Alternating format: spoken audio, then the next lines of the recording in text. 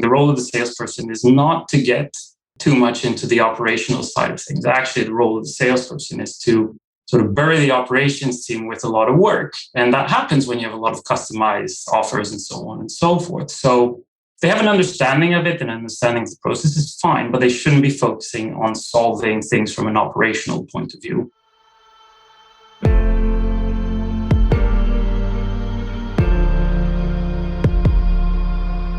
This is RevOps Demystified, the number one most downloaded podcast in revenue operations. We invite the brightest minds in RevOps onto the show to deconstruct the what, why, and how behind rep productivity, forecasting, metrics, and all things revenue. This podcast is brought to you by Ebster, a revenue intelligence platform used to identify risk in the pipeline and score customer engagement.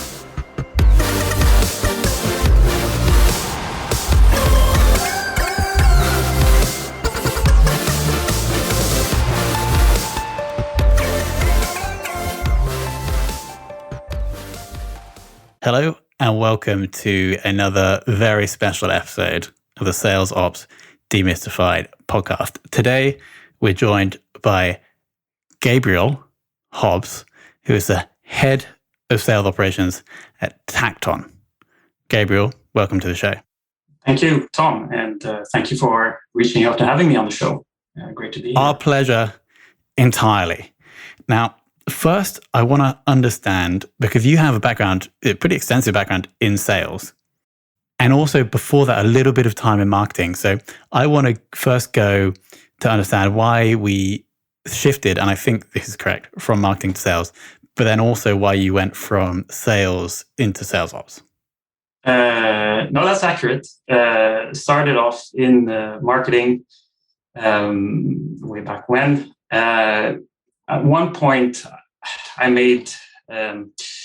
I was sort of reviewing where I wanted my career to go, whether I wanted to go down the path of marketing or whether I wanted to go down the path of more sales. And marketing was always an interest, but I decided at some point, I think it was in 2007 or something like that, or 2005, that I'm going to focus on sales and sort of try and develop my skills there. And it was an element of, I like interaction with people.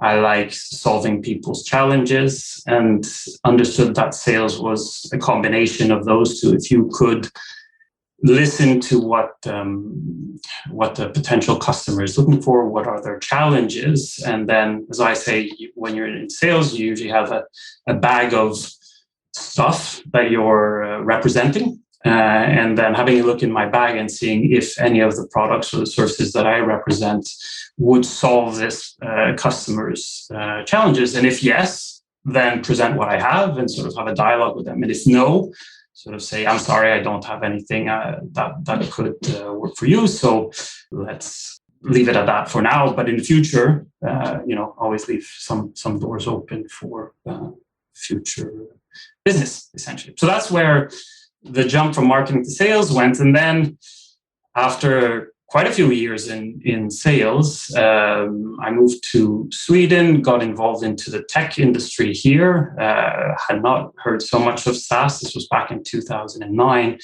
and continued to work within sales there, quite different than product sales, because you're not specifying specific products, but you're really listening to challenges and trying to paint up a success story with the service that you represent. Having worked with sales, developed sort of into a sales leader, even in that function, where I learned the importance of forecasting, how to work with Salesforce, for example. I hadn't worked with Salesforce before that. I was approached by one of my managers at the time where we had an issue with renewals. So it was quite of I wouldn't say mess, but it was difficult to get an overview of our customers and of our renewal process. So I was asked to, because as a sales leader, I was always quite a bit focused on processes and data and setting up reports and dashboards and I always work with that. So I was asked if I could do the same type of process creation, but for renewals process of the organization. So that's when I moved into sales operations, set up a process for our renewals team, started a customer success team within the organization, and then eventually took over the leadership of that customer success / account management. That's another sort of conversation to be had if it's account manager or customer success. But that's essentially where the transfer came, but always sort of bringing it back to the customer, always bringing it back to the challenges, always bringing it back to the sales process. So that decision that I made a while back has always been there in the various roles afterwards, and is still the same today. Well, it's a bit of a long story. No. First thing I want to say is your description of sales I thought was really, really good. Really ethical, and it kind of made me want to be in sales more. It's like the consultative approach to understanding, and then either saying no, we'll speak later, or saying yes based on what I have in my bag. I really like that. Then I just want to jump onto a point that you mentioned briefly about the difference between customer success or account management.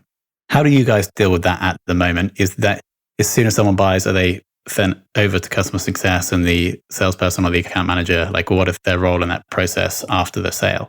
So at the moment, I've seen different variants of, depending on the organization, depending on the size of the organization, depending on the complexity of the product that you sell. At Tacton, we have, when a new customer signs on, then we would hand over the relationship over to the customer success manager. So we do have a customer success manager that is responsible for the customer once they have signed. The account manager is still involved. Obviously, I think there's always, as an account manager, you never really entirely, and it also depends on the size of the organization, right? So we're about 150 or so. It's not, you cannot just hand over and the other department sits in another floor or something of that sort. We're small enough that everyone still really needs to be involved in the organization, but the primary responsibility is on the customer success manager to make sure that they get onboarded properly. If there are any escalations or any issues that they need to resolve, then they have a primary go-to person in the organization. Then everybody helps out, right? It's if it's needed. So, but again, depending on the size of the organization. And does your remit as head of sales ops extend over the customer success lifecycle? Not. I am aware, and I have an involvement there, but my primary focus is the sales process. But because the way that I see it, it's a fairly small team that I work with, and customers. A lot of departments in the organization, they use Salesforce as the CRM platform, right? So you have customer success that works with Salesforce. You have support that works with Salesforce, sales that works with Salesforce, marketing that works with Salesforce.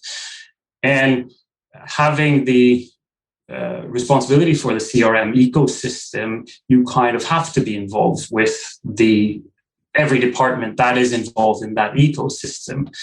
So indirectly, yes, and also trying to facilitate the onboarding, for example, that when we do get a new customer, that there's automation around letting the CSM team or the VP of sales of the CSM know that, hey, we have a new customer and we have a process for that. But yeah, yes and no, but more yes than no.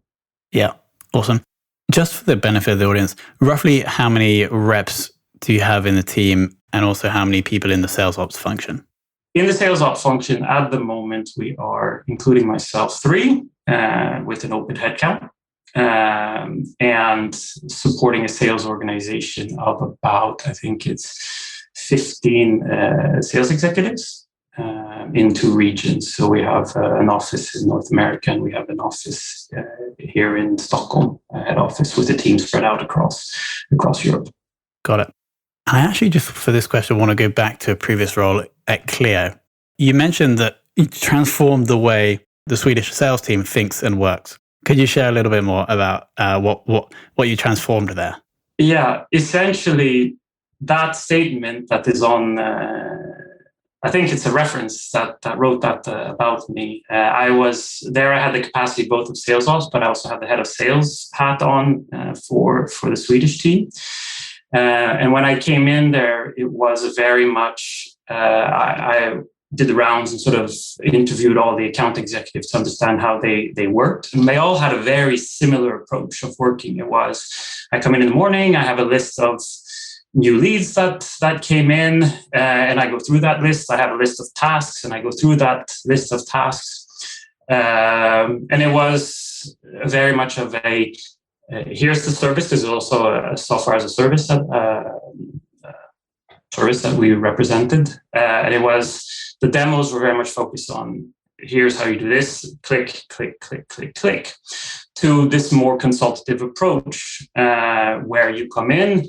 Why are you looking at in this case, it was a digital learning material to try and understand, that there's a genuine interest. I would come into meetings or ask the salespeople, why are they looking at us right now?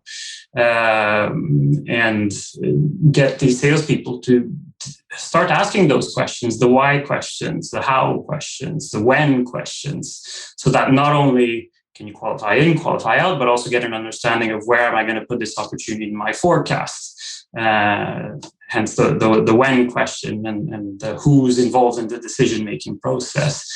So though I would say that that's the approach that I brought to the organization, rather than go through a list, go through a standard script for the demo to make it more interactive. Adjust your demo to the why that the prospect has given to you when you had a conversation with them, a genuine conversation at the beginning. And I think it comes back to your ethical point there. As a salesperson, you have to be interested in why is somebody reaching out to us, and understand that, not only to understand where am I going to spend my time, but also to understand how, if I'm going to spend my time, how am I going to help this person understand that what I have is actually pretty good, and it could do the trick for you if you just give me the chance. The noble pursuit of sales, and I totally agree. And I love that answer came back to the first point about your actual history and experience with sales. And I assume that's also why you must have come in and saw that actually, no, this is a better way to sell, and then you shared that wisdom of the team. Coming back forward to I'm just saying, otherwise you're just pushing information down people's throats, and that's not a good type of salesperson. And it's a different style of salesperson, and it works in certain industries, but it doesn't work when you're trying to sell a solution. Totally agree. Final question for me here. What is a big focus for the sales ops team at Tacton for the rest of 2021? One of the key things that we're going to work on is really improve how we work with renewals within the organization to ensure that the date that we work with sticks up to has a high level of reliability, so that we can start gaining more insight into our customers and also sort of make sure that we're on top of our upcoming renewals. And I would say that that's a big ticket for Q2 and Q3. Then we have some integration projects as well that we're running. Amazing. Sounds like a busy year. Alex, over to you. Thanks, Tom.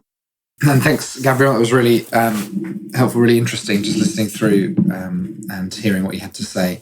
A couple of big areas I suppose I wanted to focus on more, just really drill down from what you and Tom were talking about. But the first was, I guess, that consultative approach, or I'd say sort of the need/pain approach, focusing on what the customer actually needs or needs to stop having in terms of the pain to really help sell the solution. And you just, I think it makes a lot of sense when you said, that's what you need to sell a solution, not just, maybe a product or something smaller and easier. But I was also wondering if you had any reflections on how that has set you up for a career in operations, and whether the sort of the modern sales professional who is not trying to sell ice to Eskimos, but, sell ice to Saharans, so to speak, is now better suited to starting to move into this operational world as well. So, I mean, how impactful on your journey was it, do you think, that you've always had this consultative approach to sales? And how has that affected your ability to then, to deliver in a sales operations world? Cool. Yeah. Okay. So I take, how impactful has it been? I think it's been very impactful. I was doing it even when I hadn't had any sort of training in sales per se, where before my time in the first SaaS company where we worked with Salesforce, where we had, forecasting, where I was doing it. And I think that's what some of the people, some of my customers, when I heard, why they wanted to work with me, so they felt that there was a confidence there, that they trusted that their project would be in good hands and that ultimately they would look good because they made the right choice. Bring that into the software as a service with more sort of these types of frameworks. So I remember being introduced to the BANT criteria for forecasting and the budget, the authority, the need. And it comes back to the need, right? Asking those questions and getting an understanding and relating it to your product. So I think it's been fairly useful, and I take that mindset. I like it, right? As I said, I like to solve people's challenges. I'm good with processes and I'm good with data, and I like to work with those things. Take that approach into sales operations, where you become essentially a support organization within the business instead of going out and solving customers' challenges or needs. You're doing that internally.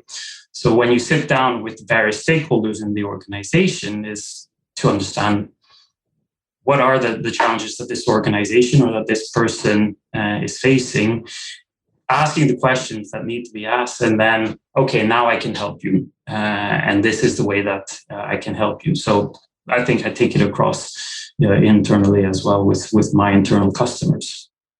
Brilliant, thanks. And I was wondering, because if that's then the approach that also you're promoting, and it seems, from my experience, that this is, the increasing realization that the salespeople are it's only in the SaaS and no longer supposed to be pushy, trying to just always sell as much as possible, but rather, as you said, consultants who are there to help understand if there's something to do, and if there's no fit now, it's like, oh, well, we're going to keep in touch if we can help in the future. And I was just wondering how, because of your journey and the way you described it, I could just really see how that overlaid into sales operations, and obviously that was crucial for you. And I just wondered how maybe that, does that mean more of today's sales reps are more suited to either work in the operational side, or indeed to take support from operations even further than they would before, because it becomes such a key skill? If they can help from an operational side, I think yes. So it depends on the task at hand, and the way that I see it again. When I look back at the mission, one of the mission statements for my team now that we've recently defined, so recently joined Tacton here, and it was, but this is the mindset that I have, is always trying to help sales close more.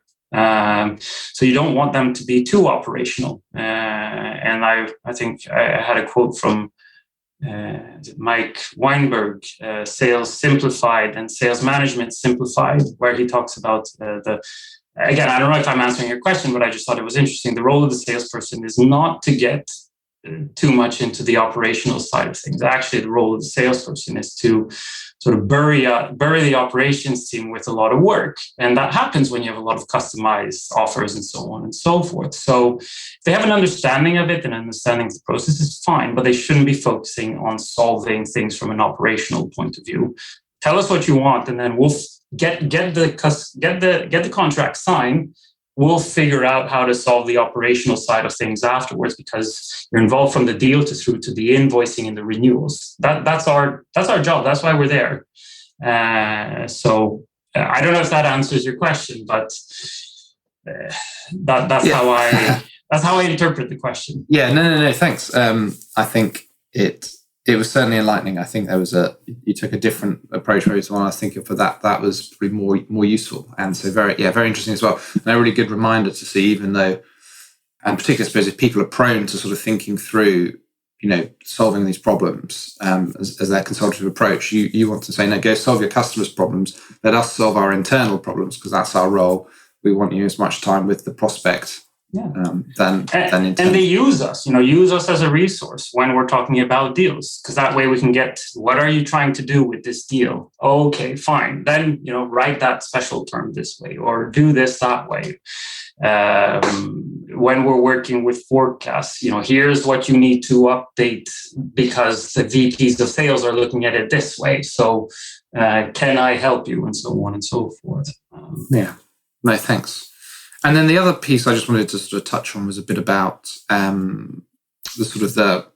think the thing I noticed was particularly interesting is you said, you're essentially, your department are the owners of Salesforce. And as everyone on the sort of the go-to-market side is touching Salesforce and is routing their data through it, that means even though your sales operations, you're effectively, revenue operations to an extent, because, you have to have it. And that was just a really interesting insight. And I wondered, therefore, as then the guardian of Salesforce, how is that, how have teams sort of interacted with you, and how has that helped, ensure that you're not being too siloed as departments, despite the fact that you're not got that sort of set up across teams?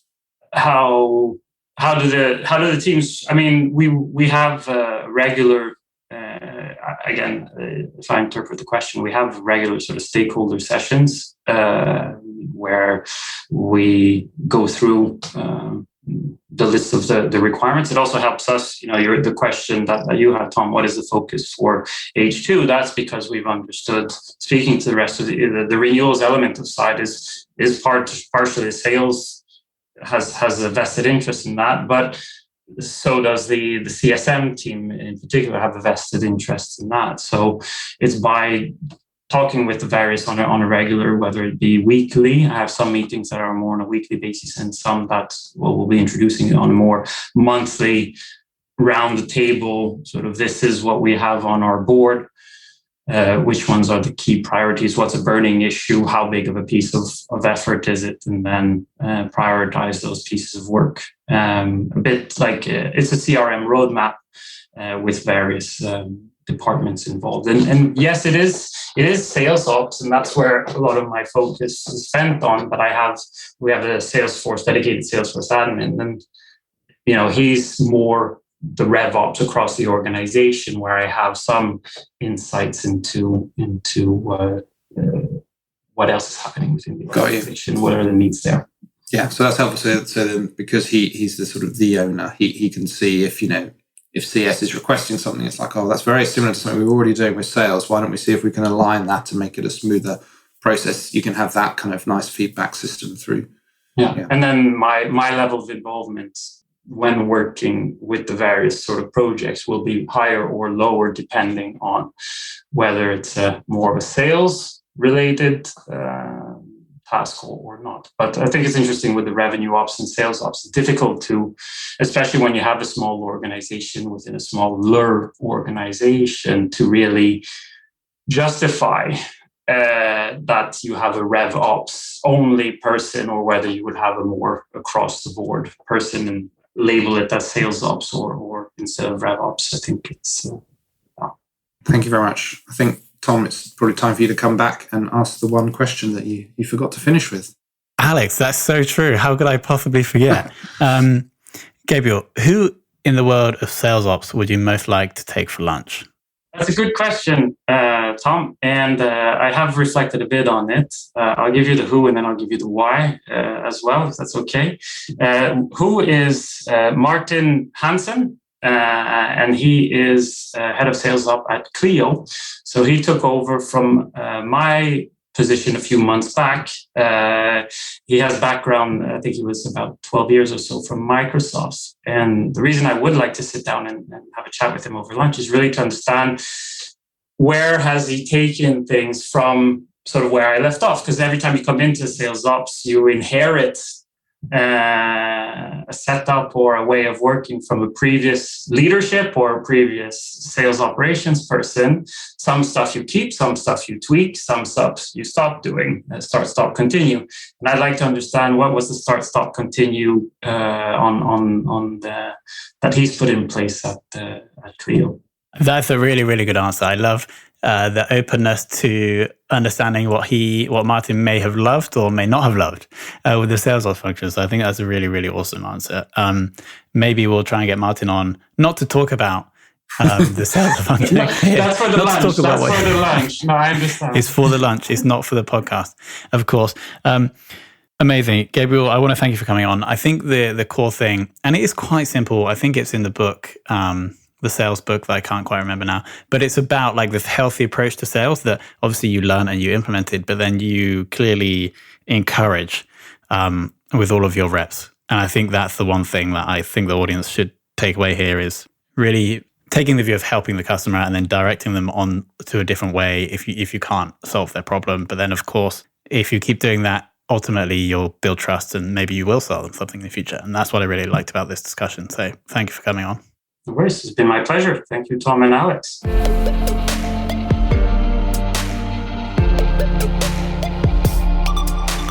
Thank you for listening to this episode of RevOps Demystified. If you're listening on a podcast listening application, please follow, rate, and review the show. And if you have any questions about the show, can recommend a guest, or just want to learn more about RevOps or Ebster, hit us up at podcast@ebster.com.